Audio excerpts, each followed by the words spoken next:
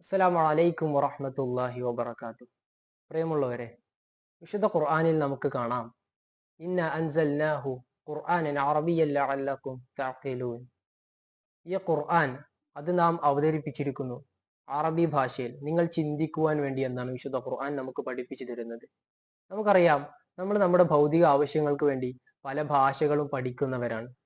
എന്നാൽ വിശുദ്ധ ഖുർആന്റെ ഈ ഭാഷയ്ക്ക് നാം എത്രത്തോളം പ്രാധാന്യം നൽകുന്നുണ്ട് എന്നുള്ളത് നാം ഓരോരുത്തരും കൃത്യമായി ചിന്തിക്കേണ്ടതുണ്ട്.